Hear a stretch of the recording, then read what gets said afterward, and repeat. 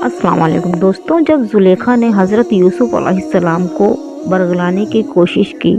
लेकिन हज़रत यूसुफ अलैहिस्सलाम जुलेखा के बरगलाए में नहीं आए और अजीज़ा मिस्र यानी कि जुलेखा का शौहर उस वक्त आ गया था, तो जुलेखा ने उनके ऊपर ही इल्ज़ाम लगा दिया था। लेकिन ये मामला काजी के सामने जब आया तो जुलेखा ही गुनहगार साबित हुई, हकीकत में वही कसूरवार साबित हुई।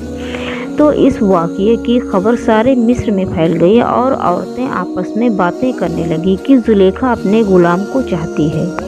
मिस्र के शरीफ घर की औरतों ने जब जुलेखा को हज़रत यूसुफ अलैहिस्सलाम की मोहब्बत पर मलामत की और ताना दिया, तो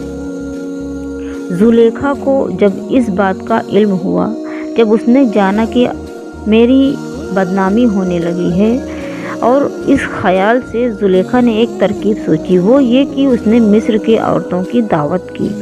उनको अपने घर बुलाया और उनके सामने दस्तरखान बिछाया जिस पर तरह तरह के खाने और मेवे चुने गए थे यानी कि रखे गए थे। फिर जुलेखा ने हर औरत को फल काटने के लिए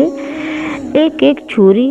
दी और हज़रत यूसुफ अलैहिस्सलाम से अर्ज़ किया कि आप उन औरतों के सामने आ जाएं। जब आप तशरीफ़ लाए उन औरतों के सामने, जब उन औरतों ने हज़रत यूसुफ अलैहिस्सलाम के हुस्न व जमाल को और ख़ूबसूरती को देखा, तो वो सब अपने होश में न रहीं और उन औरतों पर आपके हुस्न का इतना असर हुआ कि वो बजाय नींबू के उन्होंने अपने हाथ ही को काट लिया और वो खून बहने लगा उनके हाथों से, मगर उन लोगों को हाथ कटने का एहसास तक नहीं हुआ, इसलिए कि उन्होंने ये नहीं कहा कि हमने तो अपने हाथ काट लिए हैं, बल्कि ये कहा कि ये इंसान नहीं है, ये तो फरिश्ता है। उसके बाद जुलेखा ने उन औरतों से यही कहा कि ये वही शख्स है जिसके लिए तुम मुझे मलामत करती हो, मैं हकीकत में इसको चाहती हूँ। अगर इसने मेरी मोहब्बत को ठुकरा दिया तो मैं इसको कैद करवा दूंगी। हज़रत यूसुफ अलैहिस्सलाम को जब इस बात का इल्म हुआ तो उन्होंने अल्लाह रब्बुल इज़्ज़त से दुआ की कि या अल्लाह, तू ही मुझे बचा सकता है। अगर मैं इन औरतों के फरेब में आ गया तो मैं जाहिलों में से हो जाऊंगा।